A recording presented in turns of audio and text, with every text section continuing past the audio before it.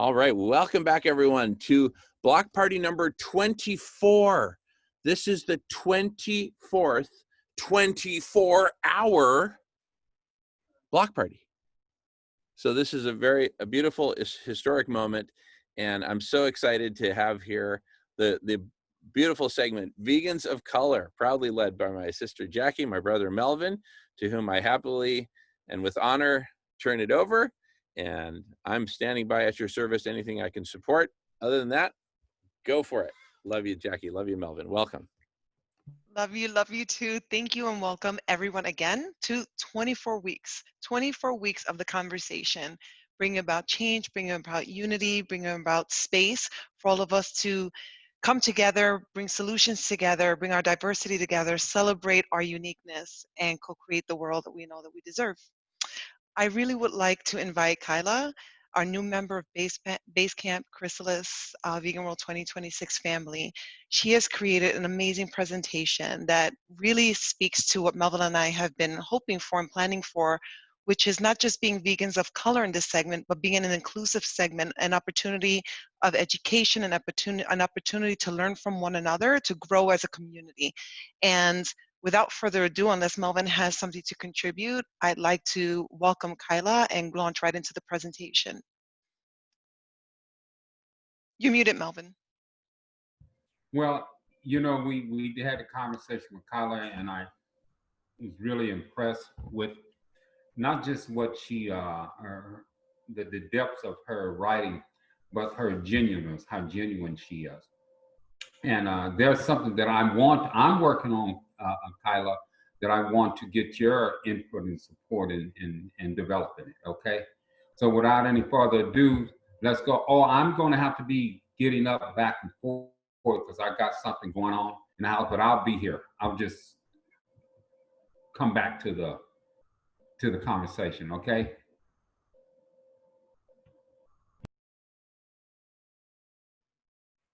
Perfect. All right. Thank you so much, Jackie, and thank you, Melvin. As Melvin mentioned, I did have the opportunity to chat with Jackie and Melvin earlier this week, and it was a really just a wonderful conversation, and it was really helpful for me too. You know, I developed this presentation a handful of months ago. I feel like this year is flying, weirdly enough, and it's largely the same presentation, but my approach to it has changed. And so I always appreciate, you know, input and insight and other people's, you know, reactions to it. And so I know there are a few of you I remember seeing last time I gave this. So BJ and Suzanne and Benjamin, you guys are going to hear largely the same thing because I know I mentioned last time I have notes because I speak very quickly, and so to try to pace myself but also make sure that I'm not missing anything, I've just got some notes here. So a lot of the content largely the same, so I appreciate you guys being here again. I appreciate everybody being here, and I definitely appreciate the space. I just feel very humbled being invited to share with you guys and being able to be here with all of you. It really means a lot. So so let me start with my screen share, make sure, oh, because I'm just an attendee, I can't do the screen share, sorry. I've got it ready to go whenever that pops up, but. Jamin, could you please share screen sharing with Kyla? Oh, absolutely, absolutely. Sorry about that. No, I got interrupted real quick. Here we go. Okay, Kyla, you're good to go. Okay, thank you so much. All right, let's give that a go. All right. Everybody see that okay? Okay, yes. I can only see a few of you now because it pushes everybody over to the side, but so, all right. As I said, thank you so much for the space and being here and for your time and the opportunity to present and to talk and speak with you. So my name is Kyla. I live in Michigan. I am a humane educator. I am actually currently enrolled in a program with the Institute for Humane Education in their master's program. And this is actually within the program that I was able to develop this presentation in a class called Race, Intersectionality, and Veganism. So as I'm sure you are now clearly aware, during today's presentation, we're going to be talking about racism within the animal liberation, animal rights, vegan movement. I'll kind of be using those terms interchangeably, just as a heads up. And the way that white activists in particular really need to work to ensure that this movement is one that's inclusive and is really working to adhere to those values of consistent anti-oppression. So we know, obviously, all of us here, that the vegan movement is one that is really working to fight very deeply embedded systems of oppression. So it's really important that we are recognizing the intersections of these systems. And so, let me see, it's gonna let me advance the slides. Okay. So this is one of the really huge points that I wanna make sure to drive home tonight. And in my conversation with Jackie and Melvin, this was something that we really wanted to make sure is clear with the presentation and in the work that that we're all doing going forward, is that we don't succeed as individual movements. We are not going to get anywhere as a vegan movement unless we are incorporating these fights for and against other oppressions.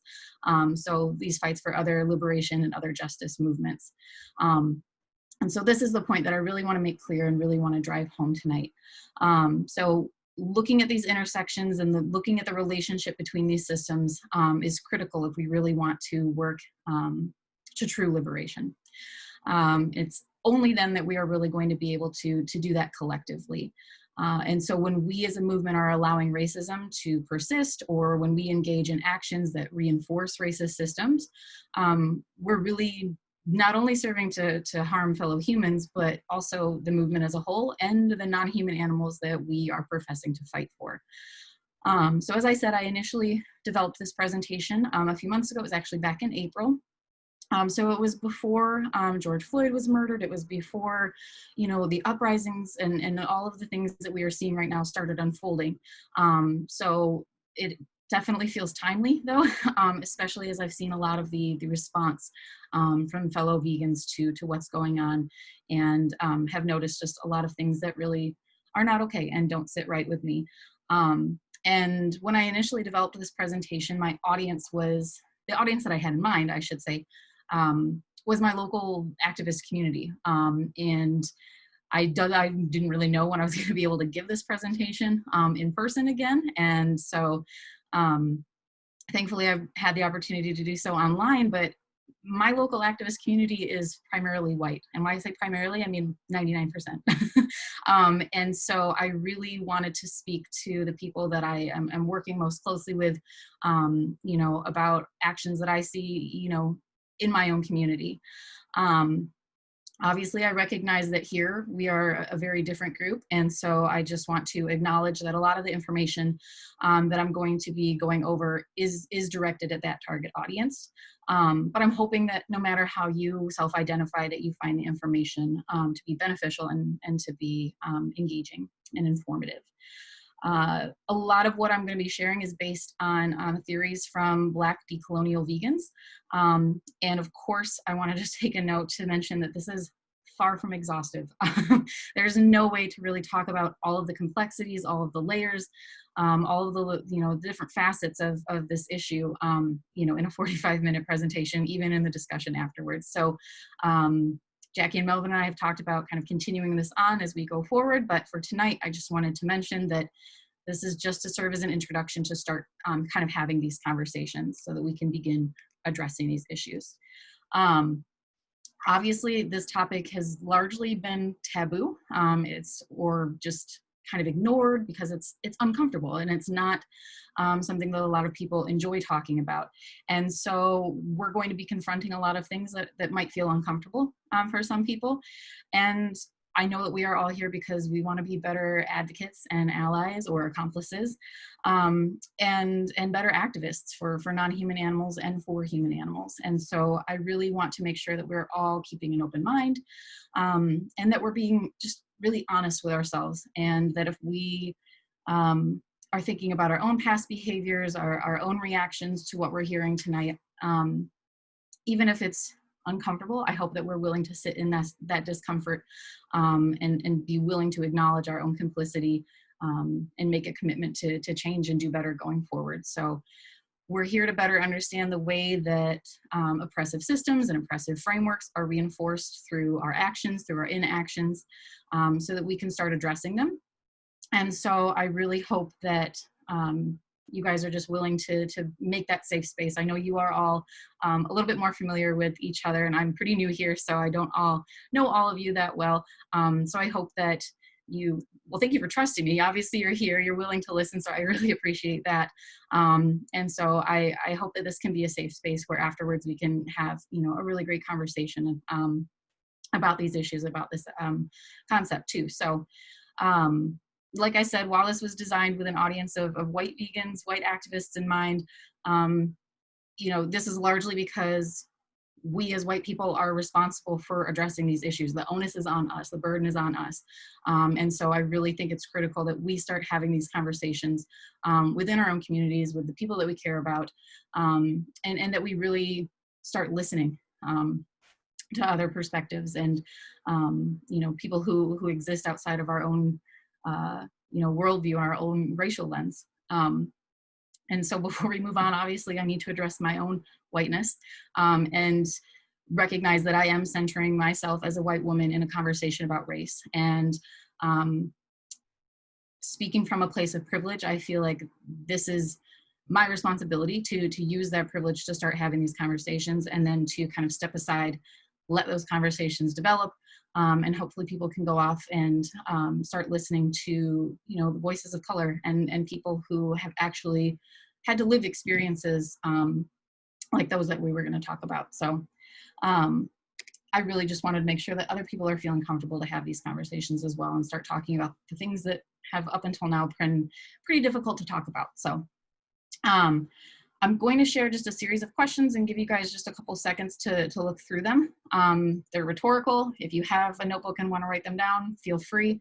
No one's going to hear your responses unless you end up wanting to share. But these are just to kind of get you thinking about the issue as a whole. So just take a couple minutes. I will be quiet for a moment. So just to first reaction, gut reaction. And if you feel a little defensive, think about why that might be, and just kind of sit with that for a minute. So be quiet and let you read those.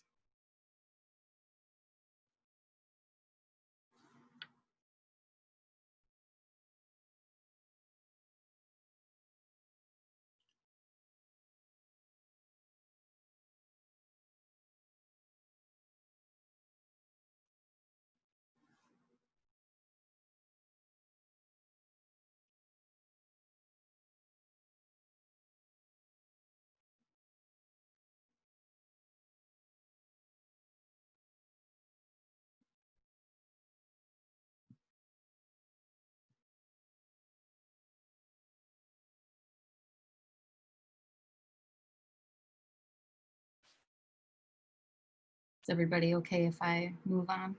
Good. Okay. And next, I did just want to go over just a few definitions of words that are going to crop up frequently tonight, just to clarify what I mean when I use them, but also to define things that we might not be familiar with yet. So first and foremost, it's not on here, but when I'm speaking about veganism, I wanted to just clarify that I'm talking about ethical veganism. And so veganism as a political statement, as sort of a liberationary stance, as opposed to kind of plant-based diets. So when we refer to racism, I wanted to clarify that while racism as an individual act does exist, that when we discuss racism tonight, we're looking at more of the systemic aspect of racism, which is really, I know they did just decide to change that in the dictionary, which is awesome, so that racism does include that in the definition. But I want to talk about racism as we look at it structurally. So as this interconnected system that's really kind of built into the very foundation of our society. And this manifests not just in the ways that we're seeing right now as far as police brutality and criminal justice system, but also when we talk about economics and politics and education and food access and healthcare, all of these things, we see racism built into all of it. And that is because of white supremacy. And so when we are talking about racism as this structure, we can see then much more clearly just how far-reaching racism really is, and just the way that it kind of has its tentacles in everything we do and in the way that we live. And so it's really not surprising then that this would find its way into the animal liberation movement. And so, of course, there are going to be, myriad examples of blatant and explicit, one-off individual instances of racism. But I'm going to be talking about what's a little bit harder to recognize, which is sort of the unintentional or systemic racism that we see. And so similarly with white supremacy, same thing. There are, of course, white supremacist individuals, but I am more interested in the way that we can talk about this sort of overarching political, economic, social system that's really embedded into the way that we live. Oh gosh, I'm sorry. I went to the next sheet, went to the next slide. Colonialism is when we see a group of people who are dominated and or subjugated by another group of people. And colonization allows for those who have the colonizing power to just kind of determine what is the accepted narrative, how is the world defined? How are we interacting with the world around us? And one of the terms that is going to come up more frequently, just kind of interchangeably again, because it's so common, is intersectionality.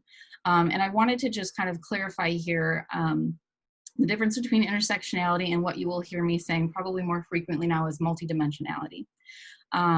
We've been hearing intersectionality a lot more frequently now within the conversation. And a lot of people don't actually know where the term came from. So I did just want to take a moment to talk about that because it was actually developed initially as a Black feminist legal theory. So Kimberly Crenshaw is the woman who developed the theory back in the 80s, I believe. And she kind of did it when she realized that there was an issue with sort of the way that the oppressions experienced by Black women intersect. So especially in the realm of not being hired, where employers could say, well, we hire men, they just all happen, or excuse me, we hire Black people, they just all happen to be men, or we hire women, they just all happen to be white. And so Black women sort of fell through the cracks there, and these companies could get away with these unfair hiring practices. And so she developed this term and this concept to kind of address that issue. We now see it more broadly applied to really kind of refer to any case where we see, an intersection of oppressions. What I think is a little bit more applicable when we're talking especially about all of these different oppressions and the way that they all kind of tie back into white supremacy is this idea of multidimensionality. Because multidimensionality doesn't focus on the way that oppressions meet or intersect, but rather the way that they are all already just kind of inextricably, inherently layered and linked. They are already all connected. So I just wanted to clarify there the point, because I do see a lot of people using the term intersectional vegan or intersectional, whatever it may be, to address the fact that they, take a more consistent anti-oppression stance. But I feel like if we're going to be talking about that term, that we need to be not, co-opting it, not appropriating it, and being sure that we're using it correctly. So I just feel like it's a little bit safer and more relevant and true to what we're trying to say to use the term multidimensionality. And so just to clarify too with animality, because I will mention this concept of animality and racial hierarchies and human hierarchies. So we have Eurocentric colonial frameworks that, like I said, dictate and shape the way that we see the world around us. And it's this Eurocentric construct of animality specifically that uses a human-animal hierarchy to place white, cis-hetero, able-bodied male humans at the top, and then any human who kind of falls outside of that category as less than or other. And within this hierarchy, there is inherently no value in non-human life. And so that through the process of animalizing humans, we're able to justify oppression that is, taking place against those communities. And so when we move away, or moving away from this hierarchy really requires us to recognize that we all have animal in us, but really focus on decolonizing the frameworks that we view the world through. And one of the ways that we see a lot of Black vegans doing that and vegans of color doing that is through the practice of Black veganism, which is not just about being Black and being vegan, but rather this whole new way of looking at the frameworks through which we understand not just the world around us, but veganism specifically, our relationship with non-human animals, and the movement that we've kind of developed to address the issue of animal exploitation, animal use. And it really kind of melds the politics of Black liberation with animal liberation. So it's just a whole new way of looking at and understanding this movement that is much more cohesive and consistent in its approach to fighting oppression. So those are just kind of the things I wanted you to keep in mind as we go through. And sorry, I know it's a lot, throwing all these new things at you guys. So thank you for bearing with me. One of the most basic things that we can do in order to kind of make a movement more accessible and more inclusive is to be representative and truly representative of a variety of voices and perspectives. So right now, a lot of us see the vegan movement, the animal rights movement, as primarily a white movement. It's an erroneous assumption, and it not only ignores and erases the contributions of vegans and activists of color, but it also can make activist spaces feel hostile or unsafe for activists who are not white identifying. It also just totally ignores the fact that Black Americans actually constitute the largest growing population of vegans, and that globally, a lot of us already know that plant-based diets were largely adopted and ways of life for communities of color for centuries before vegan was even a thing. But it's within these sort of white-dominated spaces that the voices of white vegans, I understand the irony, are being elevated and are being given a platform and really kind of made more visible than anybody else's. And so when there isn't when there's a lack of visible representation of voices of color as members of this movement, we see sort of this fostering of feelings of unwelcome and feelings of exclusivity, because just as humans, as human nature, that when we don't feel like we're seen, we don't feel like we're heard, we don't feel valued, we don't want to participate in that group that doesn't see or hear or value us. So it's really not a lot of wonder, that communities, the global majority who's feeling excluded and not seen, isn't going to want to participate in this broader mainstream vegan movement. Every single social movement, just benefits and thrives when we have a variety of perspectives, a variety of contributions from people who have different backgrounds, different life experiences, different lived and personal experiences. And the animal rights movement's just utter failure to create a welcome and inclusive space for all vegans, especially vegans of color, through this visible representation and honoring of perspectives and honoring of diverse contributions, just really damages the potential of the movement and our potential to be a vital and effective movement. And of course, we know that obviously blatant racism is going to foster an environment of hostility. But just as frequently, when we are well-meaning and trying to foster these kind of inclusive spaces, we still make some mistakes that can kind of create these feelings of exclusivity. So it's really important then, of course, to first acknowledge that representation matters, that all perspectives are valuable, and that if we are willing and able to lift up and give a platform to vegans of color, activists of color, but also those outside of the movement who are doing the work for animals, we can begin honoring those perspectives and incorporating those new ideas into these new frameworks that we build.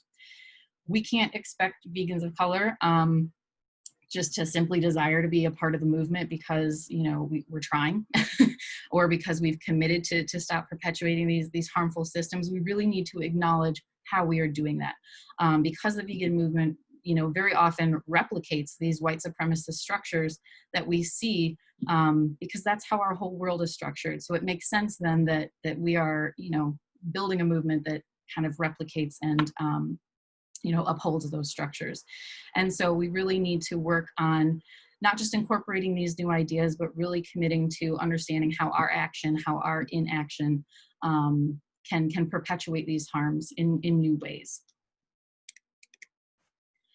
And in addition to sort of this lack of representation that we see, we also see people in communities of color are excluded when we are making assumptions about the ways that other people live. When we view the world through a white racial lens, it's very easy for us to make assumptions about the ways that other people interact with the world around them.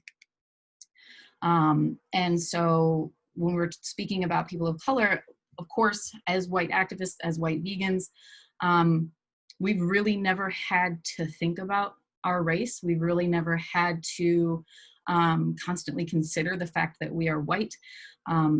This is becoming a little bit more, part of our day-to-day thinking now because it's sort of being brought to our attention. But just as a general rule, our whiteness isn't something that's constantly called into question or constantly addressed or something that we really need to grapple with on a daily basis. And so when we think about the way that other people live, we're very often viewing that through our own relationship with the world, this white racial lens, sort of this Eurocentric and then in turn white supremacist framework.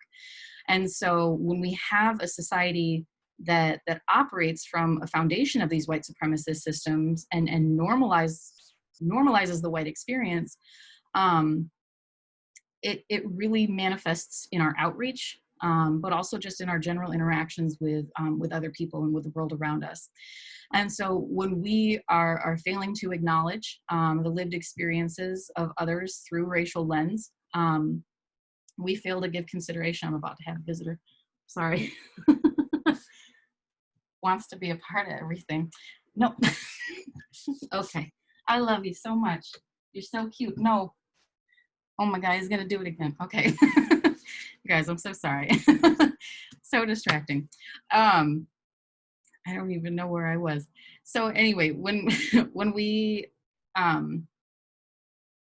fail to consider that other people are not viewing the world through this same white racial lens that we are, we aren't really giving true consideration to the way that the impacts of systemic racial violence and this sort of constant stress of having to live in a white supremacist hierarchical society, this is what causes us then to sort of fall prey to this making assumptions about other people's motivations, about their means, and about their being. And so in outreach, these sort of Eurocentric driven assumptions can appear in the form of assuming that veganism or plant-based diets are easy or accessible for everybody, and that this access is the same for everyone. And in the realm of activist communities, we see these assumptions in turn then breed misunderstanding about the need for survival taking precedent over engagement in any other anti-oppression movements or actions.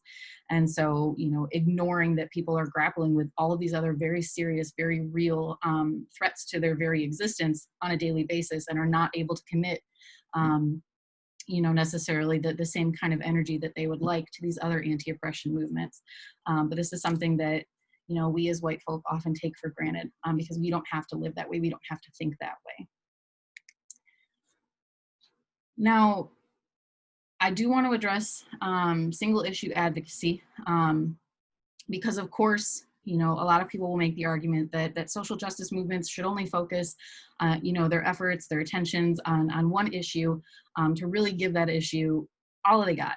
But when we fail to address other related issues, other related oppressions, in creating these movement frameworks, we really increase our potential to fail and make it a lot more difficult for us to achieve these overarching goals that we have for the movement. So in the case of animal liberation, we often want to just sort of write off other oppressions and just focus on only the animals. I hear it all the time. It should only be about the animals. And, of course that makes sense, on the surface. It's logical to say, yeah, the animal liberation movement should only be about animals. But when we have the fight for non-human animals, you know, at the forefront. Of course, that makes sense, but ignoring other oppressions is really to the detriment of the success for this movement as a whole. It's really imperative that we are acknowledging and recognizing and working against the root of all of these oppressions, because all oppressions share a single root.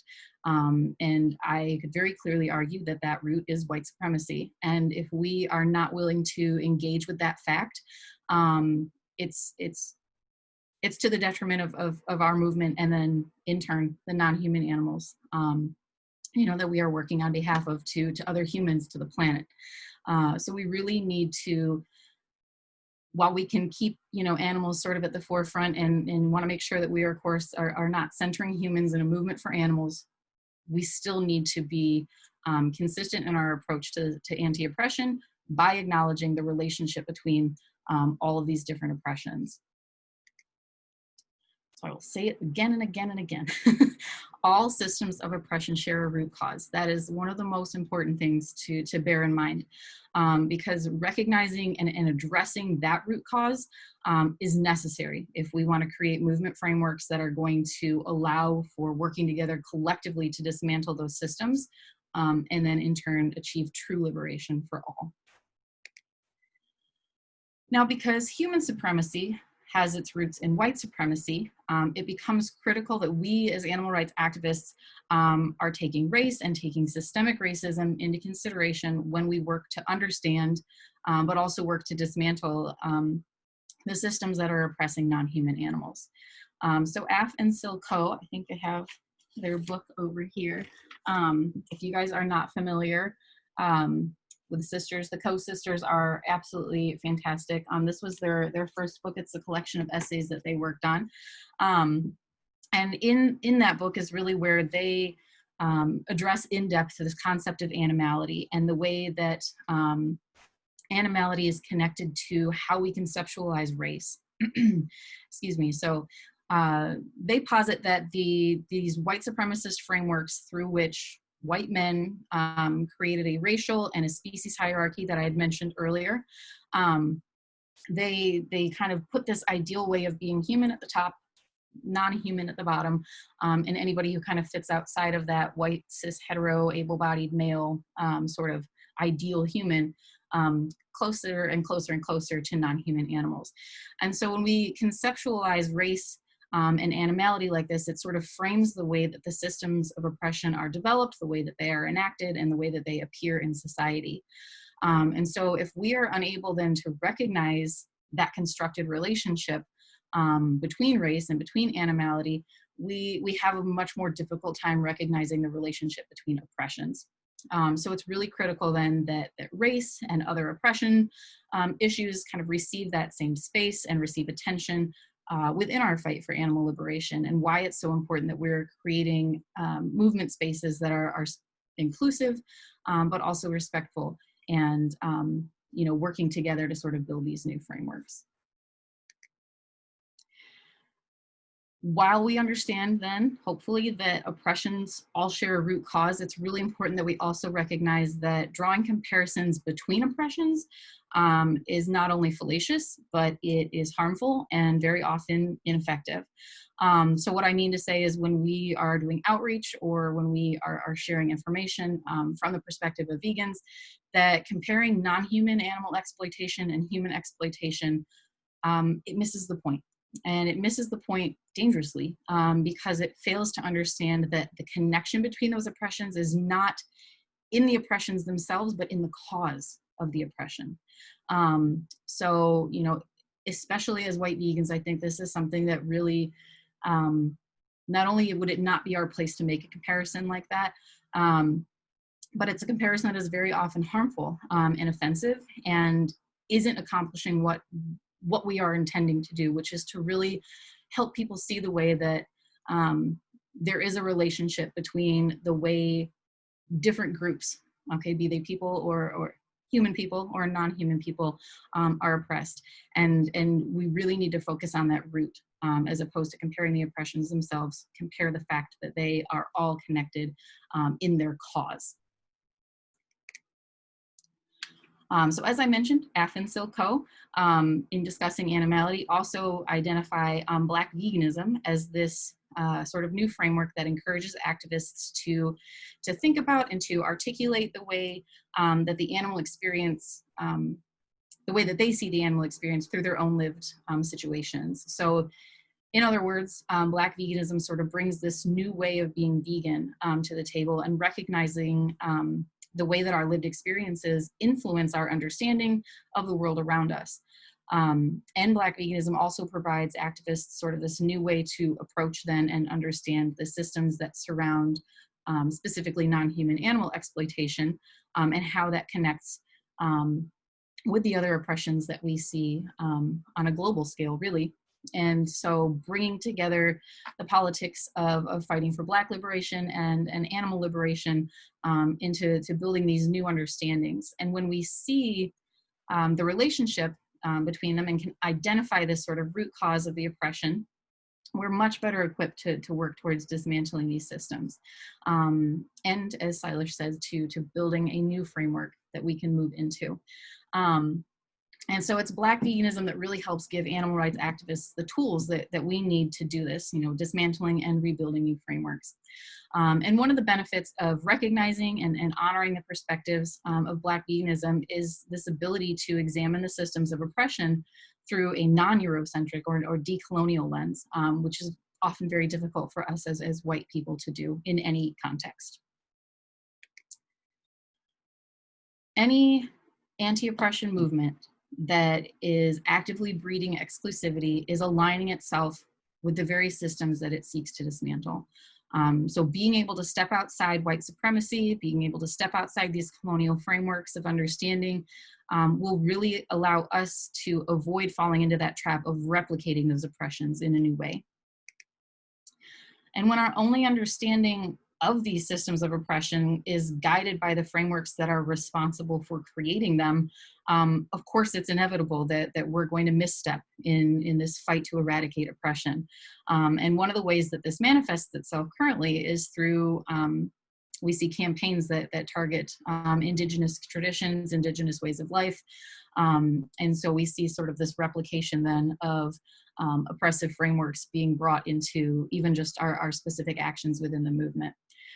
And these campaigns are they lack in awareness, and they lack an understanding of indigenous relationships with the natural world, but they also ignore the complicity of white supremacy. They ignore the complicity of capitalism and these industrialized systems that have been created, and the role that they play in creating significantly more harm, both to non-human animals and to humans, as well as the environment.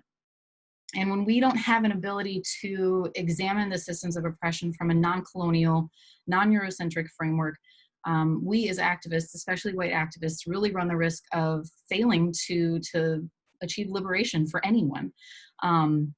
And so our activism then kind of runs the risk of becoming misguided and misdirected and ineffective. And so when we create a movement that isn't welcoming, and it doesn't honor and respect varied perspectives and lived experiences, and one that makes space for everyone, everybody suffers, all right? Human and animal comrades alike. When we work, though, to create inclusive movements and well-rounded change movements, that's when we ensure that all voices, all perspectives fighting oppression are welcomed, are respected, are given a platform, are heard, and are given representation and visibility. As animal rights activists, as vegans, we really need to make it a point to bring diversified perspectives to the table in ways that are not tokenizing, and really work to create spaces of true inclusion. And that requires that we confront our own privilege, that we confront our own complicity in these white supremacist systems. And we really then, need to open ourselves up to differing viewpoints, differing frameworks, different ways of understanding the world, even if we might not personally align with them or might not personally understand them at the time. We need to be open to hearing them and doing our best to understand them.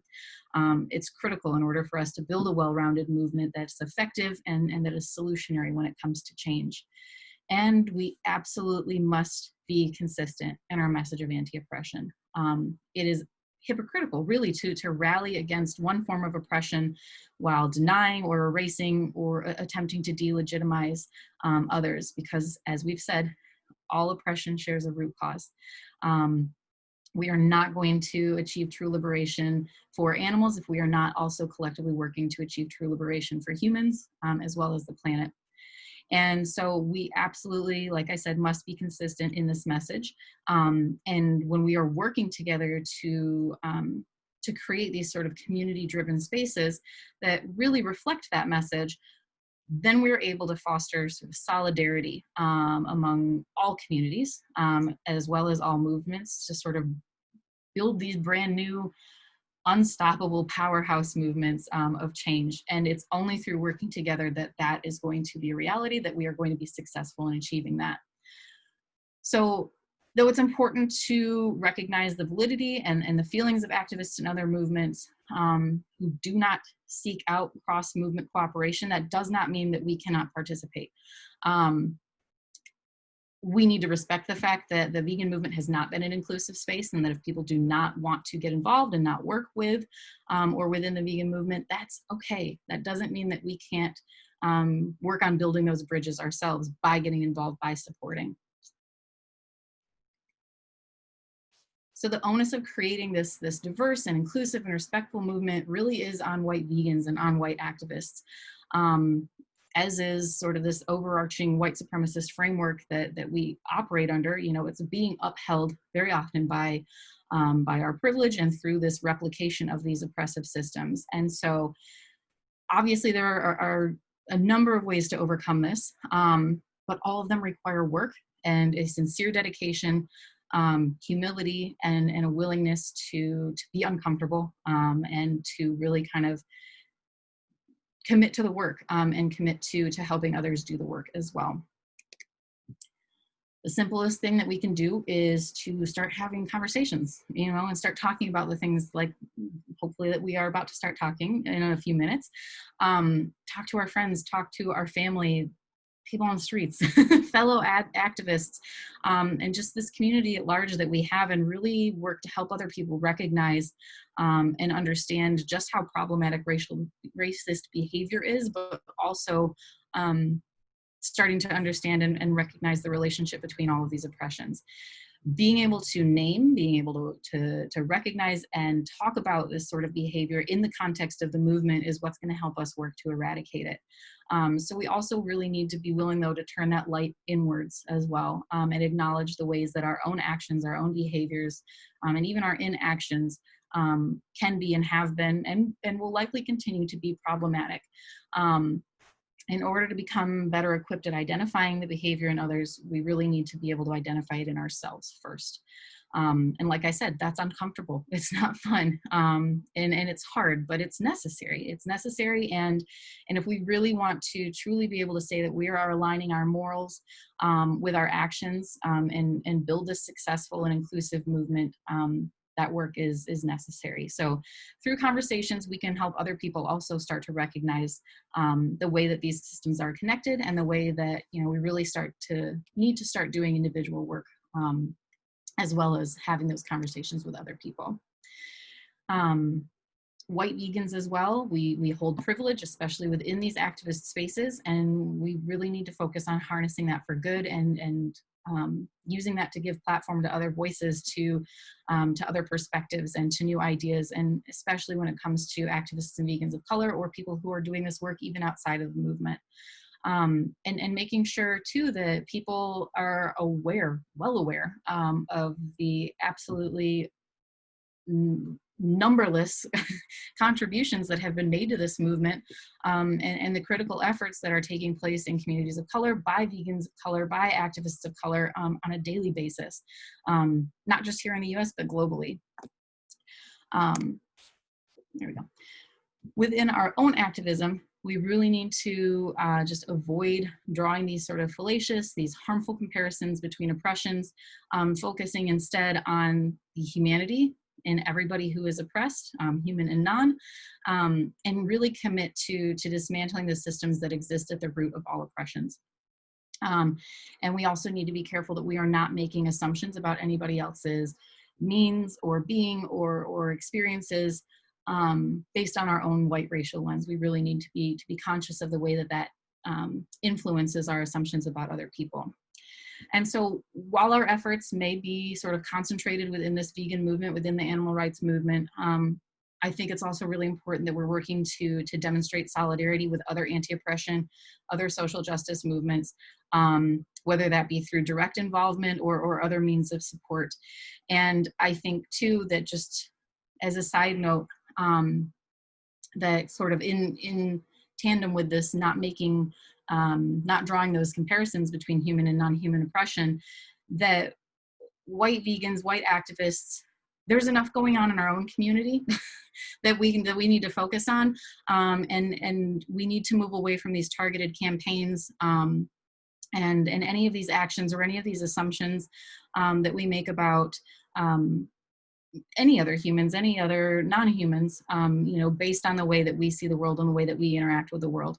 And I hear a lot, very often, people, asking me, well, how do we get, like the Black Lives Matter movement, or how do we get people of color to care about veganism?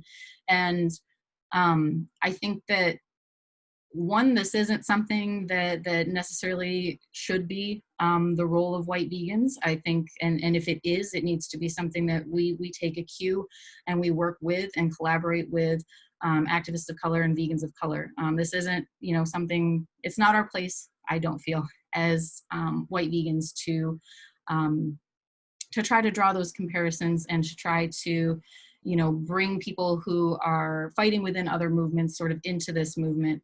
But I'm willing to talk about, that was just a little note that I added because I was thinking a lot about that today and I wanted to mention it. But I would love to talk a little bit more about that in our discussion. So finally, we have to be willing to screw up. We're gonna do it. We're gonna do it, and we just really need to acknowledge that. That is so important. We have to be willing to learn from those mistakes, and it's an absolute guarantee that we're gonna mess up along the way in anything we do. It doesn't matter. We're human, okay? So we're gonna screw up, and I know for a long time that I refrained from saying things or doing certain things because I was afraid of getting it wrong. I was afraid of doing something wrong and perpetuating harm, further. And so, but if we aren't doing the best with what we have in the moment, and we aren't ever going to learn if we don't mess up. That's how we get to do better next time. And so I think that we really just need to be willing to honor our journey of continuous learning and continuous growth, and recognize that we're not going to get it right away. And that's okay. We just have to be willing to learn and commit to doing better next time. And helping other people to feel comfortable doing the same. Nobody likes to screw up. Nobody wants to. But like I said, that's how we learn. We learn from our mistakes. And so we have to make other people feel comfortable to make mistakes, but also hold them accountable to doing better the next time.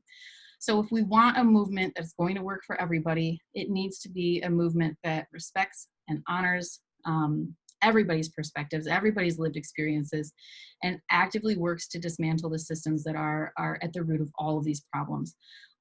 This work is individual, but it's also collective. We have to look inward, but we also have to work together.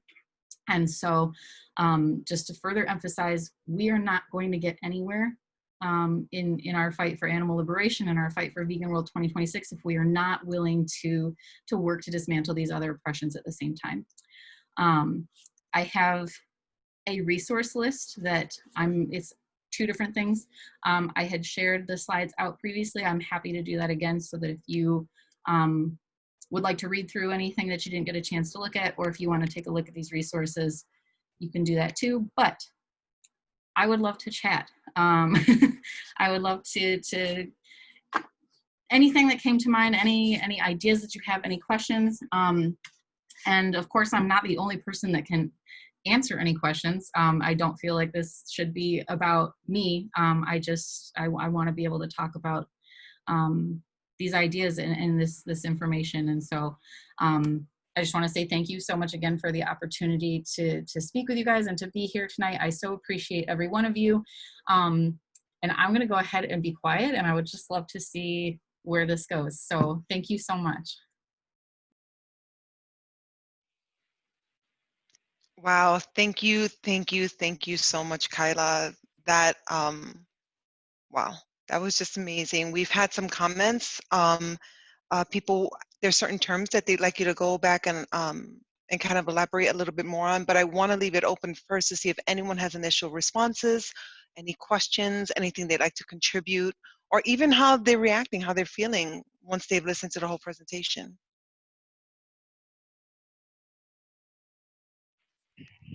Hi, this is Paige. Can you hear me?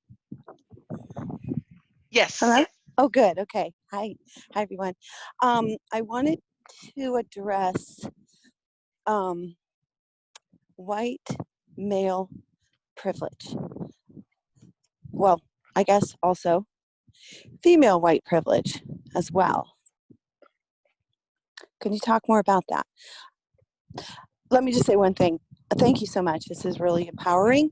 I feel like this is, we're talking about doing a town hall here in Los Angeles. And I feel like these points that you're making are exactly what, the Los Angeles vegan movement needs to hear, and the movement across the board. But I also get that starting small and then going larger, but each person taking on like maybe a different city. So in that, I've just been present to it feels as if white males, particularly, I'm also owning my own privilege, but particularly have like a privilege to say, oh, I can continue to do what I want in regards to animals, because they were put on this planet, whatever, all the different reasons. I know someone I'm close to, they were put on this planet to be eaten.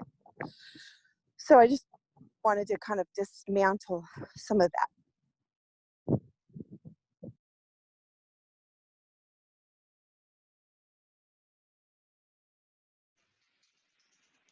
Yes, Jamin, I'm sorry, please. I'm trying to keep track. I apologize. Yes, Jamin. No, goodness. No worries. No worries. Ladies first, always. And I just wanted to say, Kyla, that was just a phenomenal presentation and framework that's got me like thinking in new way. I kind of feel like like a caveman who got teleported into a future where there's Newton's laws and mechanical engineering and all that, and it's like suddenly stuff starts to make sense in a way that it really didn't before. So I really commend you for your outstanding work. And secondly, in answer to Jackie's question, I am just really excited to dive into the conversation and make mistakes and get it right and get it wrong and 2 steps backward and 3 steps forward and whatever it takes. I mean, I'm just like game on. I'm just excited. And I think partly it's because this framework is so empowering. I'm curious. I want to talk about it. Anyway, that's where I'm at. Thank you. I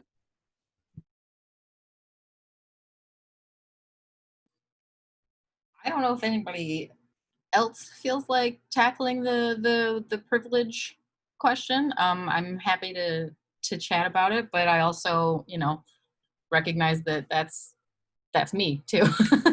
As a white woman, and I'm very conscious too of white women's ability to kind of center themselves in a space and sort of erase other conversations and experiences. So I want to make sure that I'm conscious of not doing that.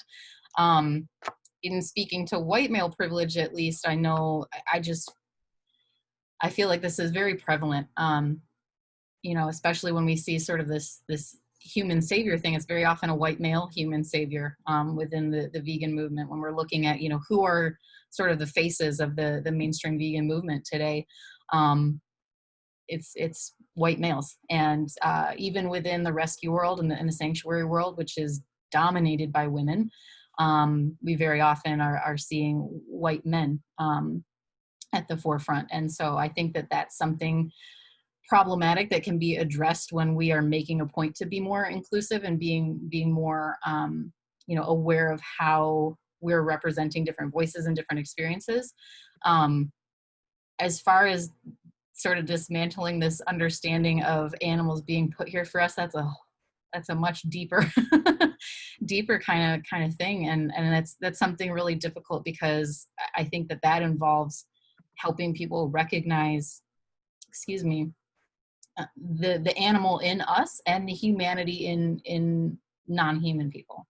And that's a very difficult bridge to get, but I think that's why we're all here.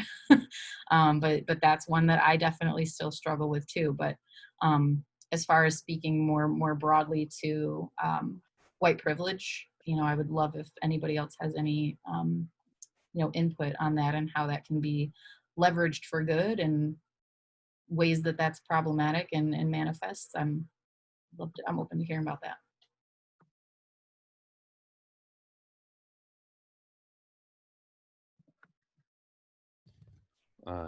So has her hand up. Claire. And Claire, yes. Go ahead, Claire. Well, I'm just jumping in here, but I've been thinking a lot about that too, and the question of what is white fragility. We hear about that white fragility, and what is that about? And I've looked into that a little bit, and it's the defensiveness. Like white people come up with just immediately, like, I'm not racist, and I have a black daughter, and I all that like smoke screen to just.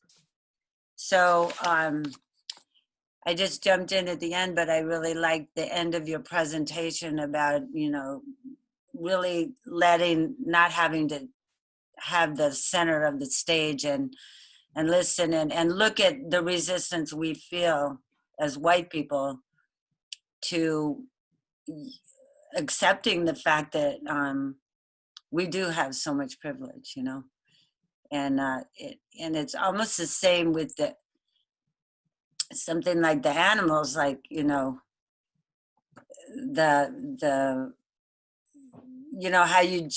how we all humans, we jump to defend our position before we're really willing to just be open and absorb what's happening.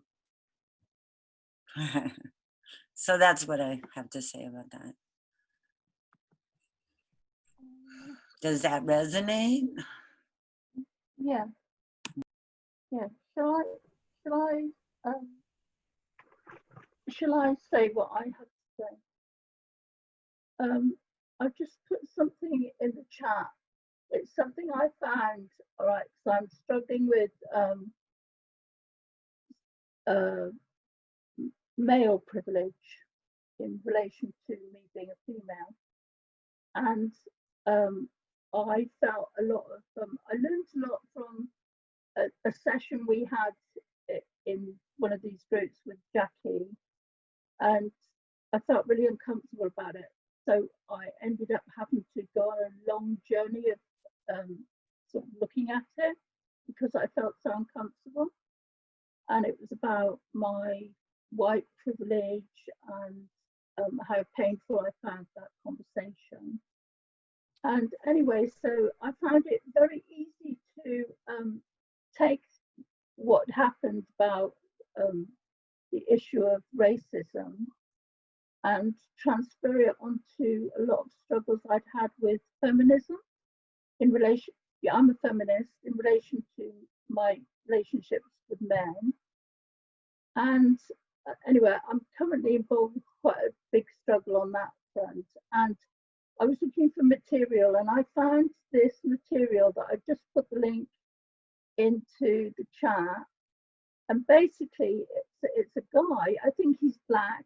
He's done it as a poem, but he's addressing militant feminists in this poem, and he's addressing not wanting to take blame where it doesn't belong to him. And I haven't come up to any conclusions about it. I just felt it was a very honest piece of writing.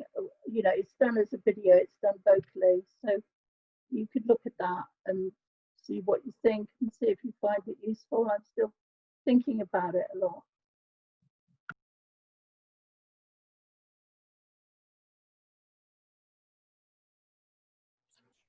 Well, thank you for sharing that and bringing up that point, because I think that that's I think that's what's been so difficult, and it speaks to Claire's point about sort of the white fragility too, that even acknowledging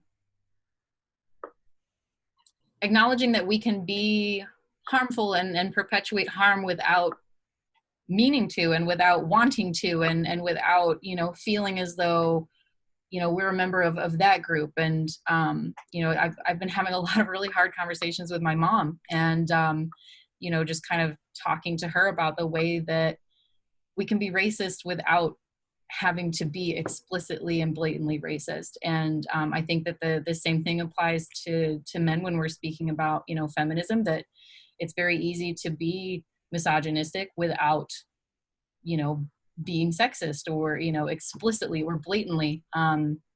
That there are ways that we uphold these systems when we don't question them, when we don't work to actively fight against them. But it's difficult to confront that and deal with that. So I appreciate the resource. I'm definitely gonna check that out. The other thing is that, like, if you're a female, I'll just use this as an example. Like, so you're a female who has been historically in your own life oppressed by males, and then a good guy comes along and you want to beat the shit out of him because he's the one that is willing to take it. And I could transfer that over onto the racism thing, that maybe, you know, it's easier to express, you know, legitimate rage that you've bottled up on the person that's willing to acknowledge that we're all racist, because we've all swallowed this, you know, institutional racism. We've learned it from the word go. We're racist by default. That if you have a group of people that have already accepted that, you might just want simply to vent anger. And I think this thing in this little link that I've put is addressing that aspect.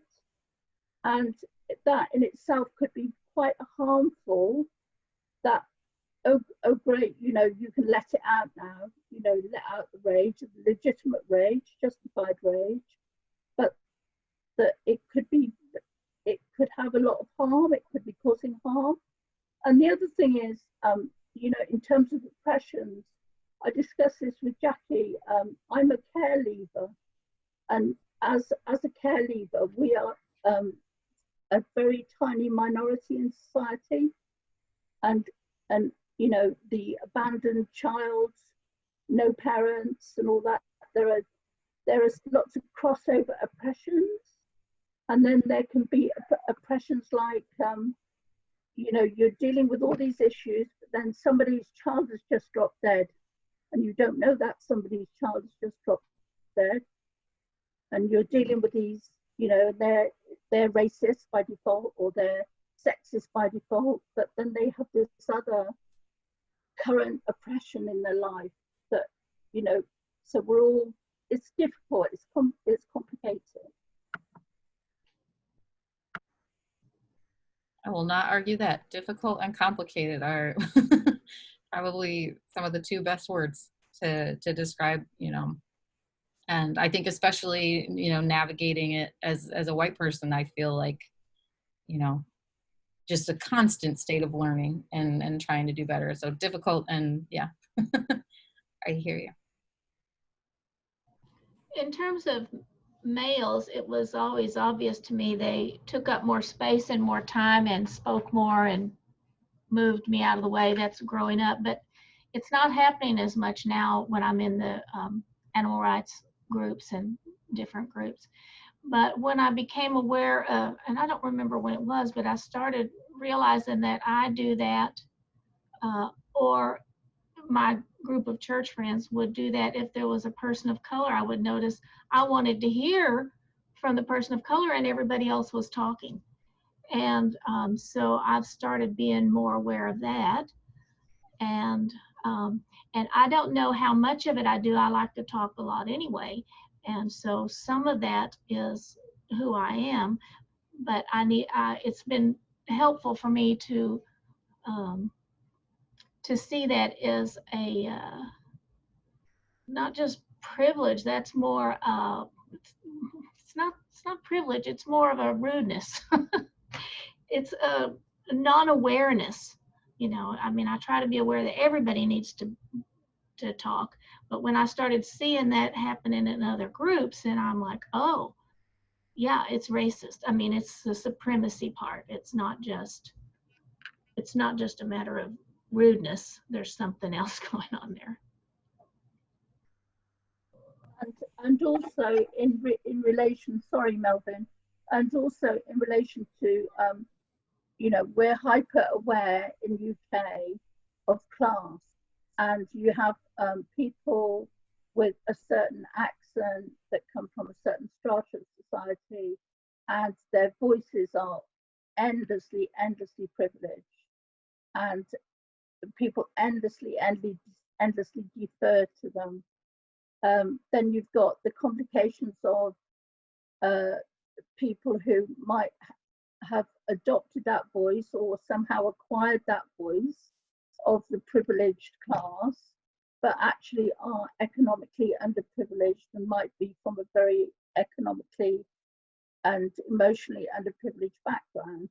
So I don't know whether you've got that level of nuance going on class-wise in America, but I just put that out there.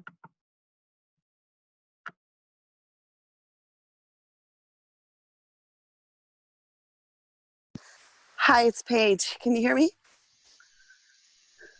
Yes, Okay. yes, and Oh, then good. after Paige is Melvin. He's had his hand up for a while. Melvin, please go right ahead. I'll wait. Melvin, we can't hear you. You're muted. I'll send ladies first. Or Paige, yes, please go ahead, and then Melvin will follow. Thank you. Thank you, Melvin. I'll make it quick. One thing I've realized is when I was getting Band-Aids and I saw the box and I saw that they were nude color Band-Aids, that's when it hit me about white privilege. And so those things are popping up all over. Wait, I should put my screen on so you can see I'm a white woman. Hi. So that was a wake-up call. And then I was talking to some friends and they were saying, yeah, when it was time to wear pantyhose, they were all one color. So those are the kinds of things that I'm looking at. And I think as a vegan, I don't know. I have more questions than answers, so I'll be quiet now. Go ahead, Marvin. Anyway, yeah. AFCO also. I know that you mentioned AFCO. I went to one of her talks and she brought up privilege and supremacy, and that was a shock. And white fragility. Yeah.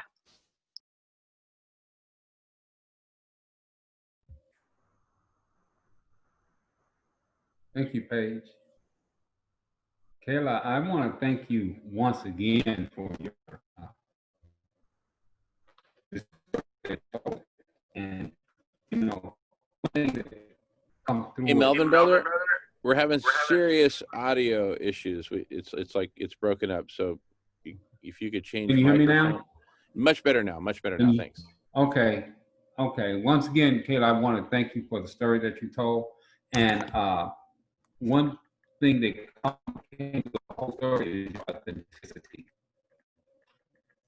And hey, when Melvin, brother, I'm so sorry. It's breaking up again. If you turn off your video, then it'll channel it through the audio, and it'll probably be clearer.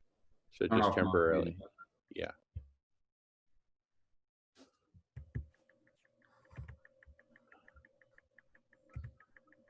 Is that better?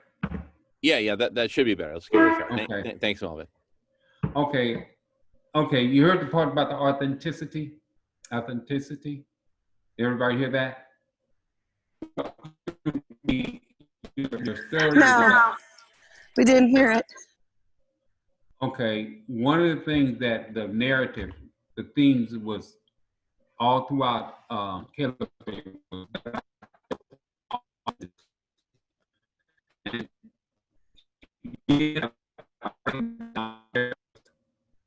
to inclusivity. and racism. Melvin, you're still breaking up. Can you go somewhere else that has a little more better reception maybe? Because you're still breaking up. Let me go. Yeah. And Okay. you could also dial in by phone, Melvin, is another option. Just keep this for video. Okay, can you hear me now? Yeah. So far, so good. Let me go back to where I'm always at, in my room. Sounds good. Sounds good. Can everybody hear me? Still hear me? Yep. Okay. Marco. The Marco. authenticity that was through the narrative is what really grabbed me and impressed me very much.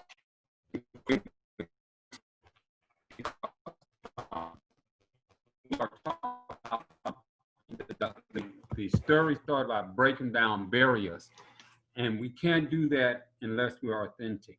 And that authenticity is resonates with other people.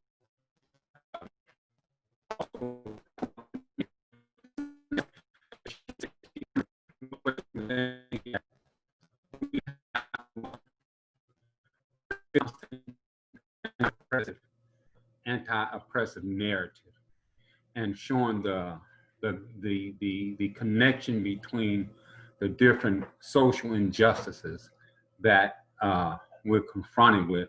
I think that was very, very good how you connected it all. You kept it all consistently all throughout the story.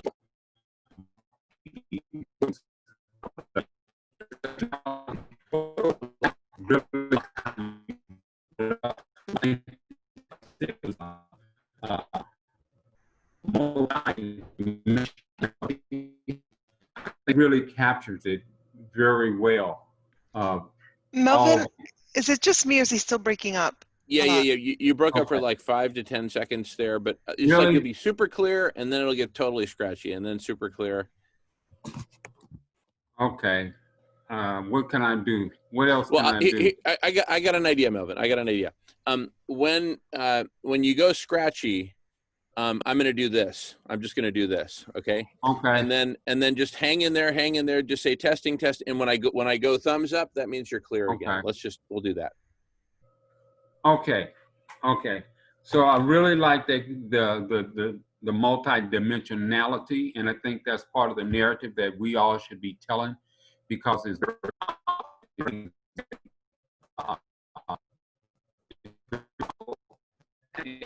all the different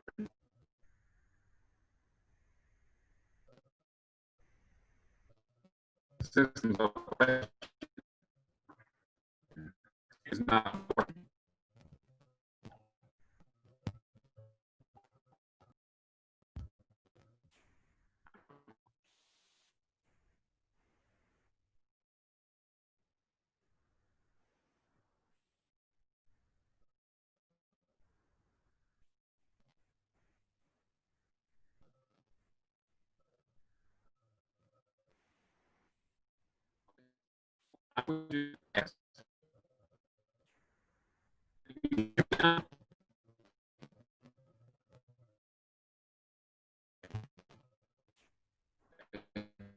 And am I still breaking up? Yeah.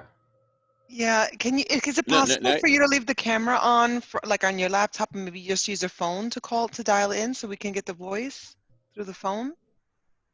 Okay, just dial in through my phone. Yeah. And the dial-in info is on radish.org.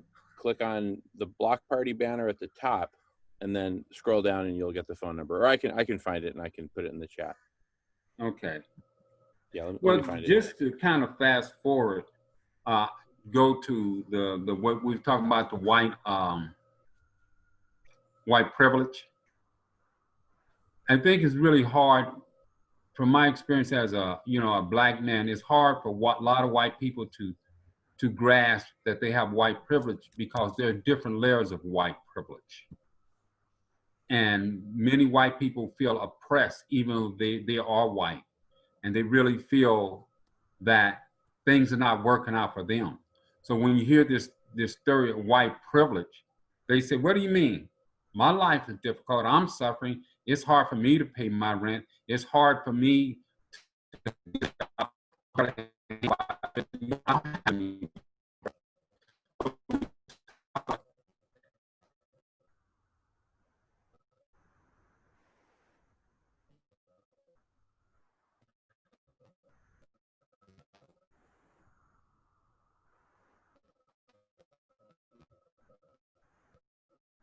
okay.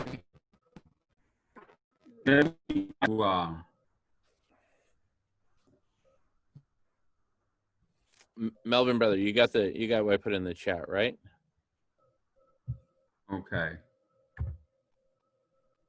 Okay. So, Let me so I think go you just dial in. Yeah. Mm-hmm. Thanks, Melvin.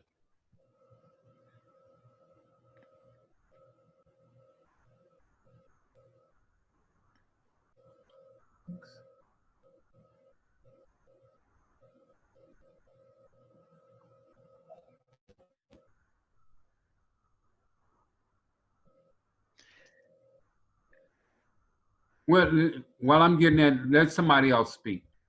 Okay. Can I just do you know Honey Lopez? He's really good on this question of white oppression and black oppression and merging those groups. I'll put a link in the chat.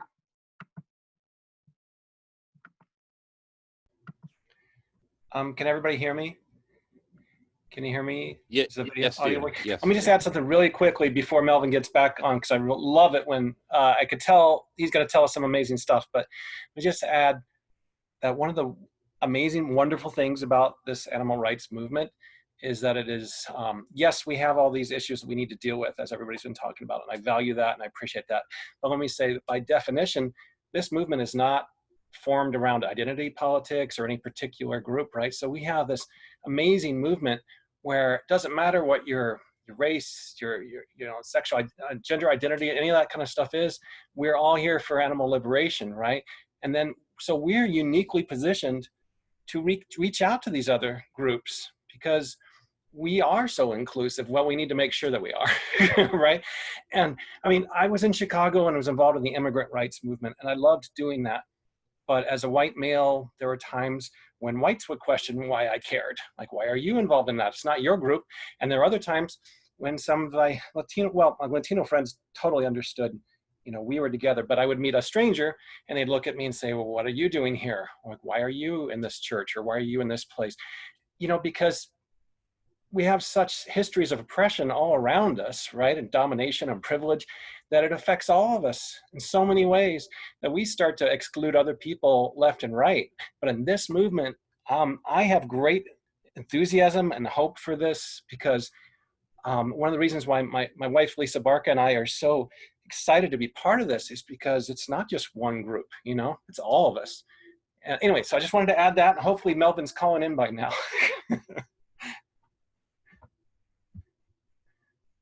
Oh, maybe not. Okay, somebody else talk then.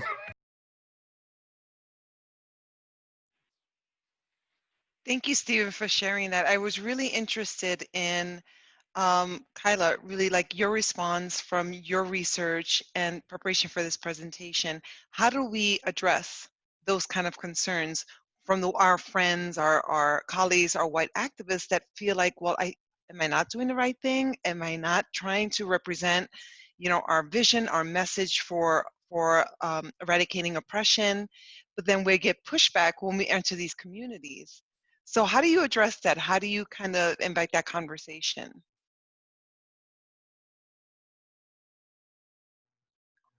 That is something that I have struggled with too, because I often wonder, what is my place in having conversations with, I like one of my closest friends, just I like from college. He is phenomenal, and he is Black and he is gay and he is all in movements in that regard, wants nothing to do with veganism. And so, I often wonder, how do I have conversations with him that help him recognize you know, that there are these connections while honoring and, you know, understanding his position and his experiences. And it's something that I struggle with because I don't know, you know, how to do that in a way that is, honestly, that's respectful, you know, and that is cognizant of all of the different pieces, you know, that kind of are in play there. Um, and that's why I think that one of the biggest things that we can do is really, you know, focus on these issues within our own community. And when I say our own community, I mean, like, when we're talking about racism specifically, like white people looking at how can we deal with this with other white people. And so, you know, like I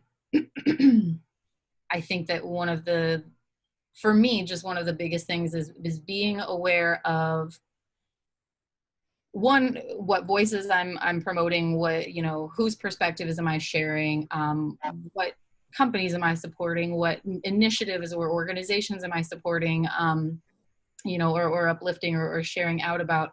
But then also, I guess, thinking about my own biases and being aware of them, because in seeing how those impact the way that I respond to certain situations, and just really analyzing things that I might have done or said in the past, and how those things could be harmful and how I can make sure to avoid doing that. And I think that right now I'm sort of at that, like, really focusing on the inner work, but also now diving into that realm of like community and collective work and how to bring that together. But I still don't feel that I have the tools or the knowledge or even the place really to start having conversations about those sort of shared roots of oppression with people of color, simply for the reason that I will never understand what it is like to be a person of color living in this world. And so I don't think that I'm in a place to be able to speak to or understand the way that they might interact with that kind of information. You know, just thinking about my friend Jonah in particular, and you know, the things that I know, just that I know that he's gone through, but not understanding what that's been like for him. So that was totally a non-answer to your question, but that's something that I really struggle with. And I think that one of the biggest things, like I mentioned, is just, we can demonstrate, you know, so like Stephen was saying, we can be there for, you know, other communities, you know, not just the vegan community, but we can be there for Black Lives Matter, for, you know, immigration rights, you know, food justice issues. And if we can demonstrate solidarity with other movements through direct support, through financial support, through, you know, uplifting messages, or just being open to understanding those issues better, I think that we can start building the bridges, you know, that will allow for those conversations to happen. And that, to me, is probably what seems most appropriate for me and where I'm at right now. But I'm always, like I said, open to collaborating and taking cue from other people. So there's something I've been thinking about. One of the greatest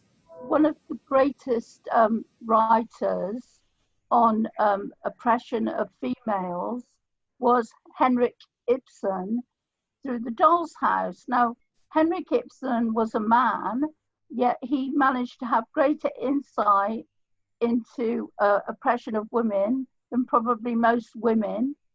So ultimately, we have imagination.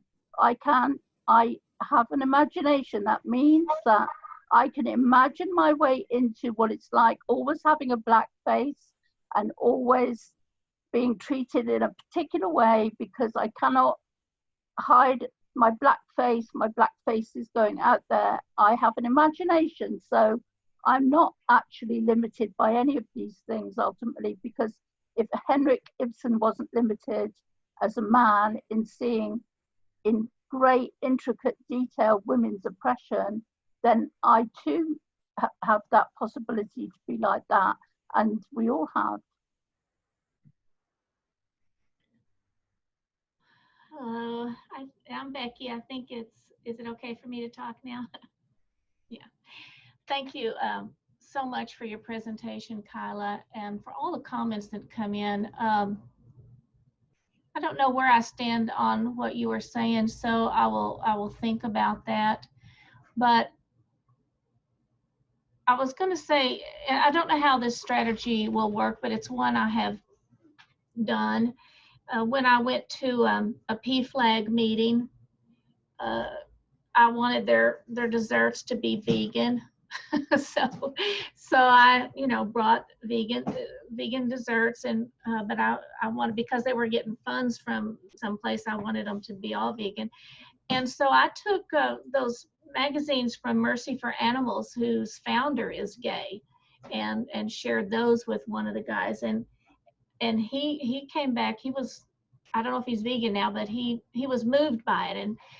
And so then I find myself wanting to do that with a local group. I asked a friend, I said, is there a non-racist group here in my town that I could join? Because I hear it's just so much subtlety, if not outright racism around sometimes. And so I immediately wanted to start talking about veganism, but that wasn't where they were going. And I put a couple of posts up about some Black vegans, I think, and they were taken down. And so what I do is I think, okay, I'm listening to them. I needed to have listened and been in the group longer, because it's a local group, and locally they're not vegan there. So I friended some, and one of the leaders of the group put a check mark or a love or a like on something I had on my page, which was of Angela Davis's talk about veganism. So I'm hearing what you're saying, Kyla, about letting other Black people tell Black people, letting other Latinx tell other people. So I get that, because they're the only ones that can really relate. Just like an alcoholic can tell an alcoholic, hey, I understand you go to this recovery thing, but somebody else can't.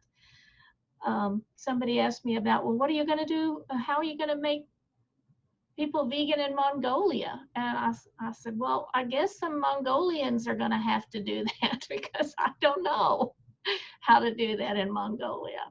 But I still find that that urge in me, and I don't know if it's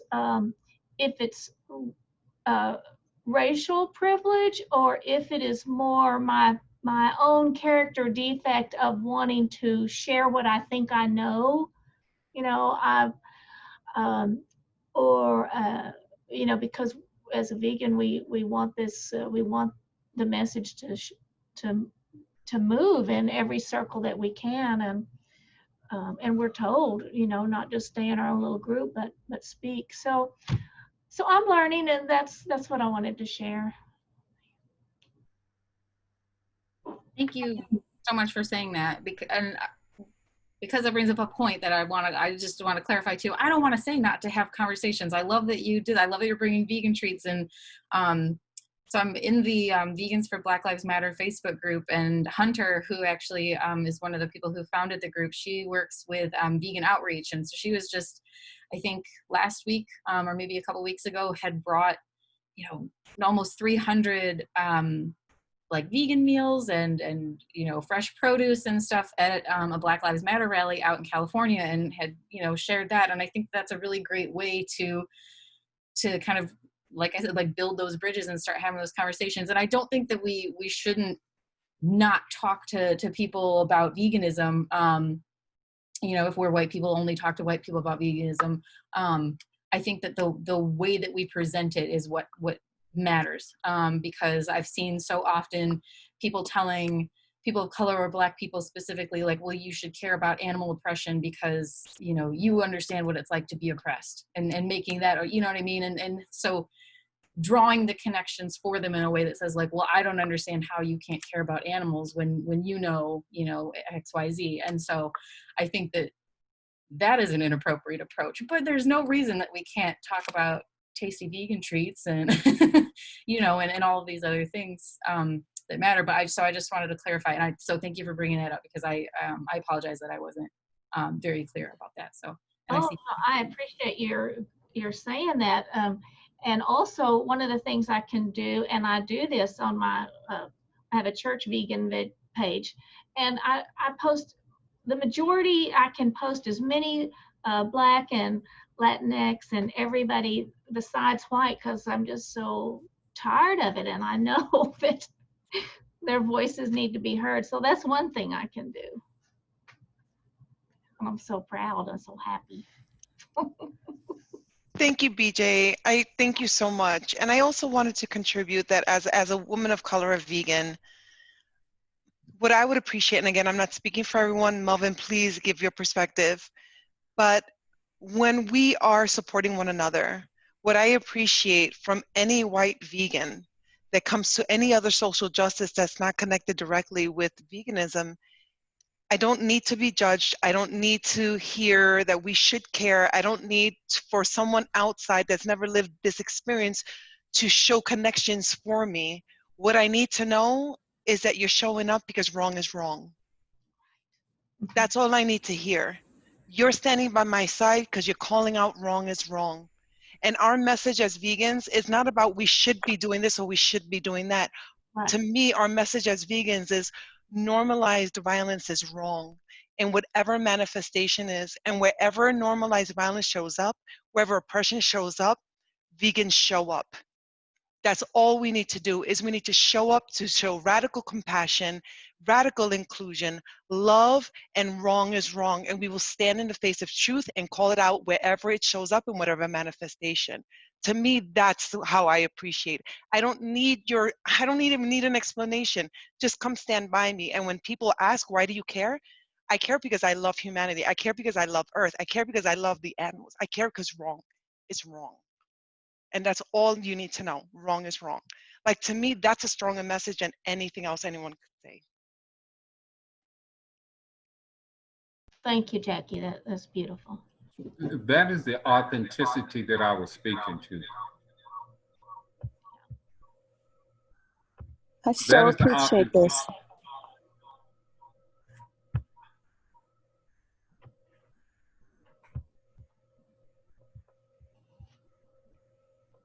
Melvin, are you on the phone and on? If you could mute, if you're on both, if you could just mute, yeah, mute the computer that you're on and just speak on into the phone. And now I think you're muted on the phone because I don't think we can hear you. I just unmuted Melvin's phone. Go for it, Melvin. Okay. You should be good to go. Well, you know, Jackie, you said it so well, and that's the authenticity that I was speaking to. I've been working in the field of behavioral health for a long time. I was working, and it didn't matter to the people who were suffering what your color was when they felt that you was authentic. They felt your authenticity. They felt that you care. One of them, Henry Ford, said something. He said a lot of things, but he said one thing that I really agree with so much. And he said, people don't care how much you know until they know how much you care. And that's what authenticity does. And it cuts through people, all of our defensivenesses, our prejudices, and our biases when we're authentic. This is why teachers who are really good, all their students love them. They don't care. The student don't, it don't matter what ethnicity or socioeconomic level that a student has or the color of that teacher when that teacher is authentic. And that's what we have to bring to this movement, authenticity. And Kyla, you said about the honest to create inclusivity. I think that honest is on all of us. It's not you know just on Black people. It's that honest is on all of us to create the inclusivity. The honest is on all of us to try to be authentic. The honest is on all of us to show solidarity. We have to honor and respect diversity because human diversity is just a reflection of the diversity that's in nature. We have to learn how to do that in a very compassionate way. And being authentic is how we can do that. And that's what I like so much about your work, your story that you told. It's just so authentic. I like that authenticity that goes through it. And, you know, again, I want to say that, you know, one of the reasons why I was saying earlier, it's difficult for a lot of white people to acknowledge their privilege is because so many white people are suffering. And suffering is really hard, the challenge. And Kyla said something else that resonated very strong with me, I think with all of it, is this here kind of comparison of suffering. When we do that, we go down a rabbit hole. One of the things, the stories that we have to also start telling is white people are oppressed. You might be got a six-figure salary, but buddy, you still oppressed. You're still a slave, you know. And white people, the narrative is just out there that most of the people of color are oppressed. That's poppycock. That is poppycock. We get the burn end of the stick, okay? But white people are oppressed too. When you have a white person, a white female, a white male that's earning $40,000 a year, a grown person, or $35,000 a year, and they have to try to survive on that, and you're going to tell them that you got privilege? They don't want to hear that because they're suffering. So we have to, in this story of inclusivity, we have to tell about white oppression and show how that oppression comes from the same system, come from the same structure that racism comes out of, the same structure that privileges killing animals for human consumption. So my point is that we have to say loud and clearly that Black lives matter. We also have to say loud and clearly that people of color has really been treated grossly unfairly in this culture from the beginning. But we have to be inclusive and say, white folks, poor white guy, you're in the same boat, you just don't know it. You just don't know it. And we have to tell their story to bring them in, because the fact of the matter is that white men are being killed by cops too for no reason. I've had two clients. These here were young white females, professional dress, very attractive. The police beat them, treat them so badly. I mean, what the police did to them is unspeakable. The brutality that they put on. But the narrative mostly is out there is that Black people are getting it. We have to tell the truth, the whole truth, and nothing but the truth. So we have to, in this thing of inclusivity, we have to let white people know that you're oppressed too. You know, because, see, one of the things about democracy, it's funny. With democracy, there's different privileges you have. There's different relationships that you have. And they're different. We all have a voice in democracy, but our voice is not heard the same equally. And for white people, they feel that their voice is heard more in democracy. Whereas people of color, we know we got a voice, but our voice is not heard. And one of the things that we have to tell the story to white people, that you think your voice is being heard, but it's not being heard under this here system of democracy that we think is just so great. We have to tell this here story to try to get through this here class biasness, and also to create this awareness among white people, and particularly poor white people, that you're in the same boat with people of color. This story of inclusivity. And once again, I just want to say that again, the onus is on all of us. And I really appreciate, Kyla, what you're saying, white people working in the white community to challenge racism. That is pretty doggone hard. That's pretty hard, you know. It's easy to go to a Black Lives Matter and shout, yeah, you know, but being right there in your own hood, you know, with your neighbors, with your family, that is hard. And that's where the work really needs to go down, and we have to be in solidarity. And for us as people of color, we also have to acknowledge that we do have white allies. that white people are in solidarity with us. And when we talk about racism, we have to stop seeing racism so much as an individual personality thing and see it as a structure, as a system, as a system. So when we see white people who are racist, we really need to understand that that's a structure, that's a system that they were born into, bred into, and they benefited from that. And we have to change that structure. We have to change that system, and that's what we're working on. And again, Kyla, thank you very much for your presentation. It was very well received by myself, and I think I'm speaking for everyone else too. Melvin, when you talk about Yes. poor white people and the commonality that poor white people have with black people, people of color, the thing is, in America, it's very common to hear that expression, white trash. Now, that Yes. is a terrible, terrible thing, calling somebody garbage. And it's ubiquitous. When I went to America and I heard it, I kept quarreling with people. Why are you calling people white trash? This is not okay to call a whole section of society trash because they live in a trailer, basically because they can't afford to live in a house.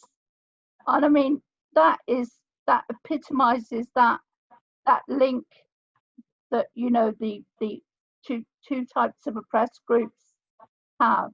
And I don't know, I haven't got anything more to say actually. Yeah, and we have to work to create that awareness with poor whites that your struggle is the same struggle. And the same system that got you down is the same system that got people of color down. It's the same system, it's the same structure. But it's so easy because of skin pigmentation, for poor whites to identify with whites who are in the power structure, who are up higher in the hierarchy, because they feel that that's how they can better their lot. But you see that also with black people who identify they identify with their oppressors too. I mean, you know that that happens amongst people of color as well. They will not really accept that there is that they're oppressed because of their color, and they identify with the rich. They identify with the people thrashing the stick down on people for whatever motive. Sometimes it's just they haven't got the understanding, but sometimes it's because they want to get on in their career. Yeah. Well, that's speaking to privilege again. Privilege comes in different layers. And even though a black person could be a millionaire, in this country, a poor white person can trump him on color. Could trump him, could say, hey, I'm white. And if that black person is not a known figure or a personality figure, I mean, they'd be in trouble with their white, because white people can use the race card when they get ready against people of color. So again, we have to understand that privilege comes in different layers. And you're absolutely right that many black people, they just try to get more higher privilege, to try to thinking that, okay, if I'm higher up in the hierarchy on the echelon, then my life is going to be better.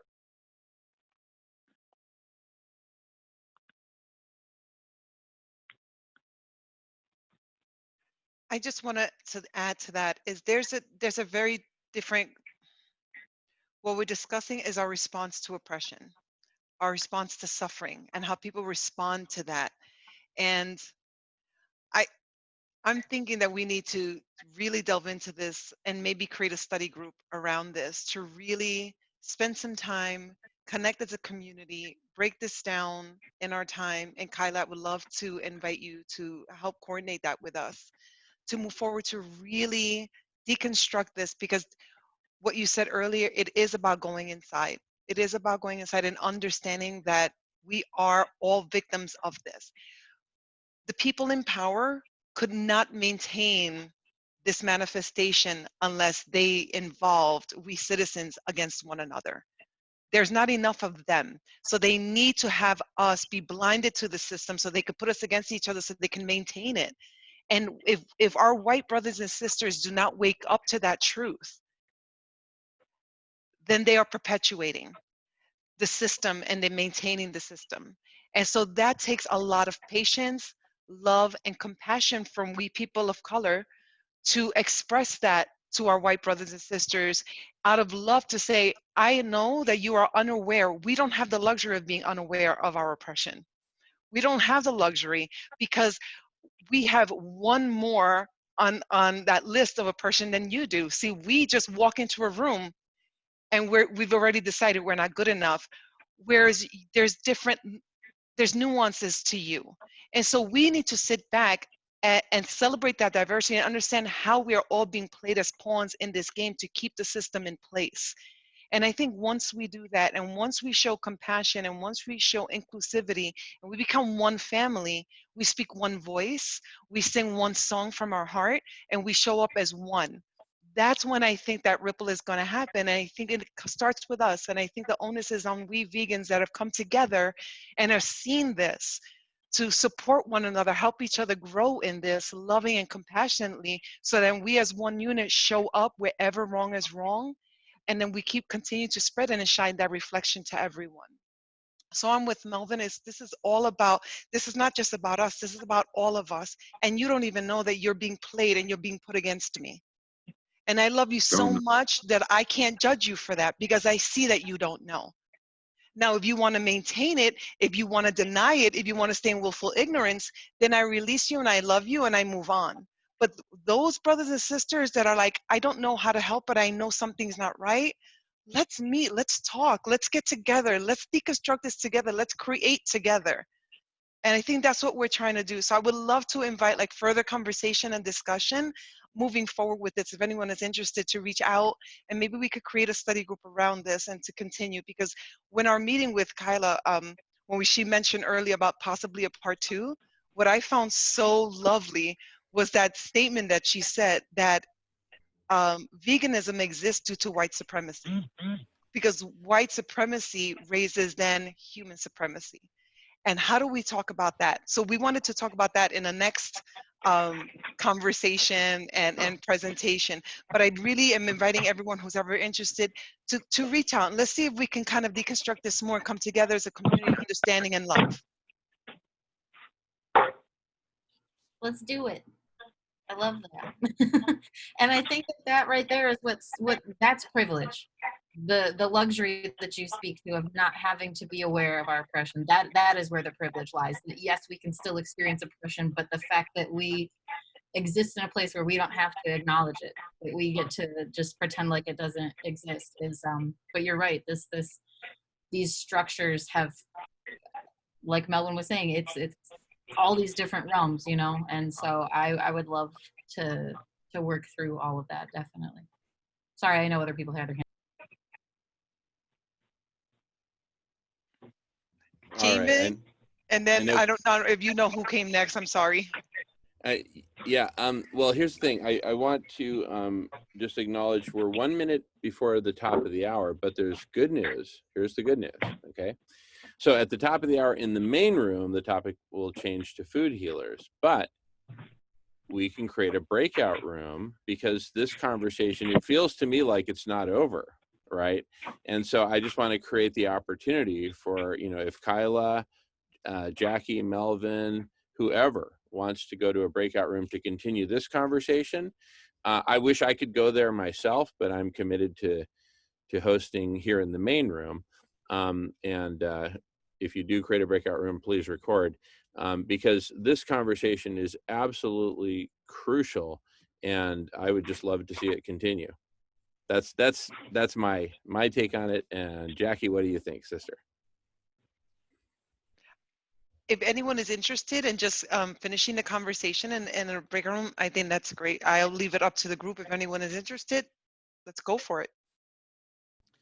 Well, we just need one person to take the lead, and then I can take a showing of hands. Claire, I'm going to put your hand down for the moment. I know you're waiting to speak. And can we just get a show? Well, first of all, is there someone willing to lead that breakout room? Okay, Great. So Jackie will lead. Please raise your hand if you would like to go to that breakout room. Okay, so BJ, Kyla, Melvin, Claire, and Danny. Okay, I'm gonna move you. Help me out here as I move you to that breakout room. Let's just make sure I get everyone. Okay, so Jackie, I'm gonna move you there, and then Danny, I'm gonna move you there, and Claire, I'm gonna move you there, and so I see you. I'm gonna move you there. Wait a second. Wait a second. Okay. Okay. So gotcha. BJ, I'm going to move you there. And Melvin, brother, did I move you? There's Melvin. Okay. So Melvin, for the phone thing, okay. You know what? I don't know what to do about the phone, Melvin, because Let's see what's gonna happen. I'll tell Let's see what's gonna happen in the you, breakout room. I'd say leave your phone connected here.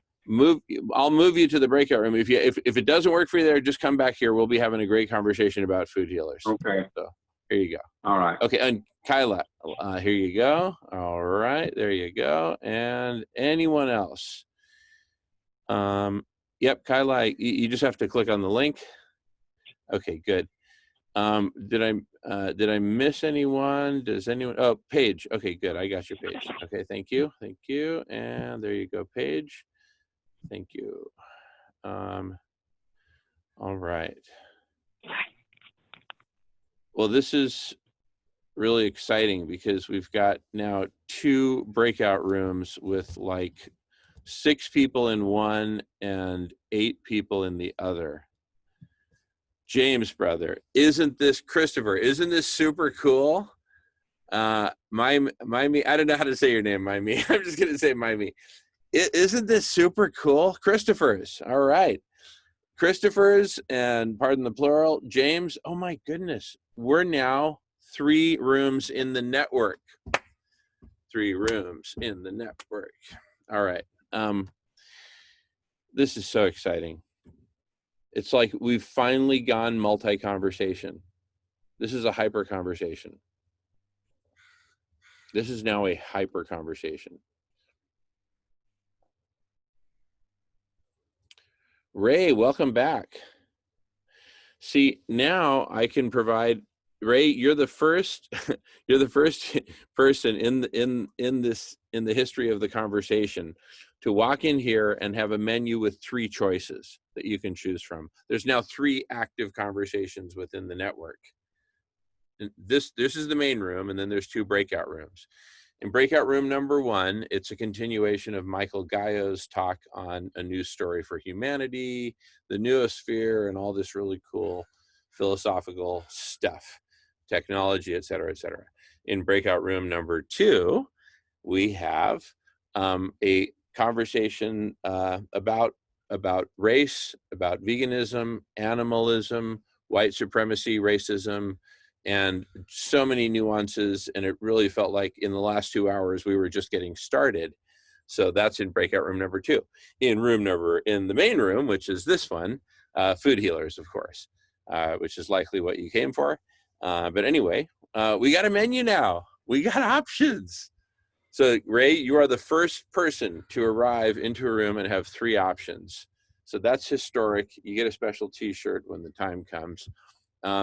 Charlie, you are the second person on Earth to walk into this room and have 3 choices. Let me go over. I'm your server tonight. Let me tell you what your choices are.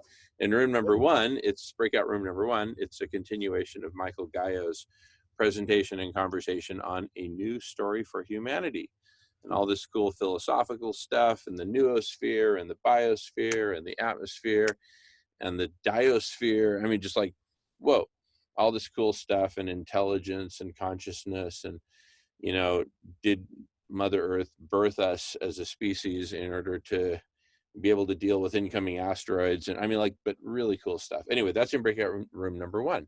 In breakout room number 2, it's vegans of color. It's a continuation of the vegans of color conversation, and it spans racism, animalism, white supremacy, veganism, vegans of color, white people of color relating with vegans of color. I mean, it's just like, whoa. I mean, it's just, and again, it felt like it was just getting started. So we said, hey, let's create breakout room number 2. There's 8 people in breakout room number 2 and 6 people in breakout room number 1. So these aren't breakout rooms in name only, and then you go there and no one's there. These are thriving breakout rooms. Cool. Awesome. That second group is leading that one? Jackie is leading that one, and our guest, Kyla, is amazing. Kyla Cruz, absolutely amazing. And Michael Gallo is still leading breakout room number 1. So we've got 3 thriving Zoom rooms. It's awesome. It took a little time to get in. I was like, it must be crowded tonight. It took a while to get in. I'll be darned. But we don't have a waiting room. No, we don't have a waiting room. Interesting. I wonder why that would be. Yeah, it just kept turning for like a minute, and then all of a sudden it popped on the screen. So it's okay. Cool. Okay, I'm curious what kind of platform you're using. Are you on a laptop, iPhone? Laptop. Let's see. Pretty instantaneously. Pardon me, Ray? Mine linked pretty instantaneously. It could just be I have like 50 browsers open, so probably. That could be. Yeah, that could be. I've got 50 browsers open too. All right. Cool. So if you want to move around, you can definitely move around. In fact, I encourage people to pop in. Feel free to just pop in, just say, hey, I just wanted to say hi or whatever. And then you can come back here on your own. I have to send you to the breakout room, and then you get to come back on your own whenever you feel like it. Well, no offense to the room here, but when I hear vegan, I always gravitate towards that. So I would love to join the Okay, Vegans of Color. Charlie, you're going to Vegans of Color. Thank you, Jamin. You're most welcome, and come back anytime. And if you find you're digging it there, go for it. So Vegans of Color, you are on your way. Cool. Thanks, everyone. Absolutely. Good All right, night. Charlie. We'll see you a bit later. All right. Did anyone else have any requests? Oh yeah. Yes, you can move around rooms. So how do you do it? So the question is, how do you move around rooms? So in order to get into to a breakout room, I move you, meaning I say, I click on your name and I say, send you there. You still have to click accept or whatever when something pops up in front of your face. And that should be pretty intuitive. To get back here, it's totally in your control. If you're in a breakout room and you want to come back here to the main room, click a button to take you back into the main room. Okay? Is that clear? And you don't need anyone's permission for that. Okay, awesome. Great. Glad I could clarify that. Silas, welcome back. We're in a historic moment here. And it's historic as follows, but first give me a thumbs up that you can hear me. Show me a sign. Okay. So, all right, thanks, Silas. Here's a historic moment. Check this out, Silas. There is now a menu of 3 thriving meetings within the network of conversations that you can join. 2 of them have 8 people, 1 of them has 6 people. Thriving, 3 thriving meetings. Now you're leading the food healers conversation, which is here, but I just wanted you to know that you could equally well be in breakout room number 1, which is a continuation of A New Story for Humanity, where there are 6 people, or you could be in breakout room number 2, continuation of Vegans of Color, where there are 9 people. Mm-hmm. So just from the standpoint of collective intelligence and the network of conversations, this is exciting. We've finally become a network, right? Anyway, let me stop. And this is the 3rd room, food healers. So there's 3 rooms. This is the main room, right? And those other two are breakout rooms. Yeah. Wow. Anyway, let me stop the current recording and then we can start a new one.